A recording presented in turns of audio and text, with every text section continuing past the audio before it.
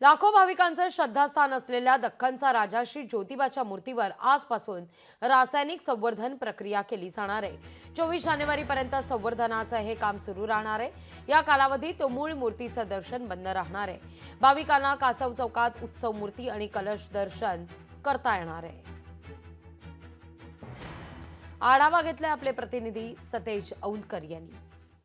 दख्खनचा राजा श्री ज्योतिबाचे रासायनिक संवर्धन प्रक्रिया आहे ती सुरुवात झालेली आहे आणि आज उत्सव मूर्ती आहे ती या कासव चौकामध्ये खरं तर दर्शनासाठी ठेवण्यात आलेली आहे।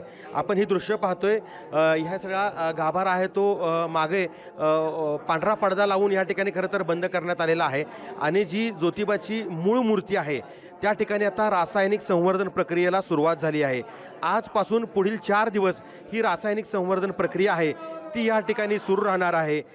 राज्य पुरातत्व विभाग आणि केंद्रीय पुरातत्व विभागाचे वरिष्ठ अधिकारी जे आहेत ते या ठिकाणी दाखल झालेले आहेत आणि त्यांच्या माध्यमातून ही सगळी प्रक्रिया आहे ती केली जाते आहे। आता उत्सव मूर्तीचं दर्शन घेताना हे सगळे भाविक दिसत आहेत, मोठी गर्दी आहे ती या ठिकाणी झालेली आहे आणि हे सगळे जे भाविक आहेत ते या ठिकाणी ज्योतिबाच्या उत्सव मूर्तीचं दर्शन घेताना आपल्याला पाहायला मिळत आहेत। खरं तर ज्योतिबाच्या नावानं चांगभलचा गजर या ठिकाणी होतोय आणि जी ज्योतिबाची मूळ मूर्ती आहे त्याच्यावरती आता विविध जे रासायनिक प्रक्रिया आहे ती करण्यास सुरुवात झालेली आहे।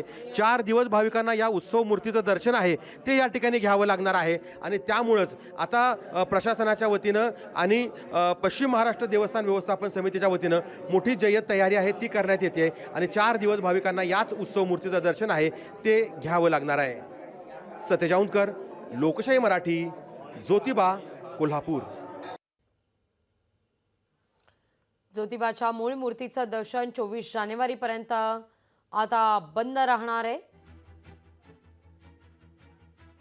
मूर्ती पूर्वंपार पद्धतीने जी जुन्या रूपामध्ये आहे त्यामध्येच असणार आहे, त्यामध्ये कोणत्याही पद्धतीचा बदल केला जाणार नाही। फक्त त्याच्यावर रासायनिक प्रक्रिया आहे आणि त्यामध्ये रासायनिक प्रक्रिया करत असताना यामध्ये वेळोवेळी चर्चेतून काय केला जातो त्यामध्ये मार्ग काढला जातो। समन्वय यामध्ये उत्तमरित्या आपल्याला दिसून येतोय प्रशासन आणि श्रीपूजक आणि आर्किओलॉजिकल टीमच्या मध्ये।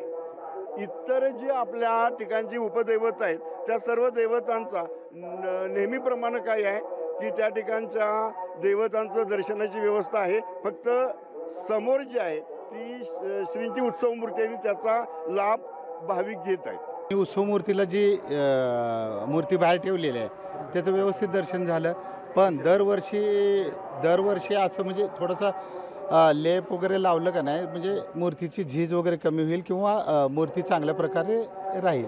चांगल्या प्रकारे मूर्ती राहावी, वर्षानुवर्ष लोकांना भाविकांना दर्शन घेता यावं याच्यासाठी संवर्धन प्रक्रिया ही चांगलीच। पुढच्या येणाऱ्या भाविकांना ते बघायला पाहिजे, ती मूर्ती चांगल्यासाठी केलेलं आहे एवढंच आमचं म्हणणं आहे की चांगल्या पद्धतीने व्हावं हे सगळं।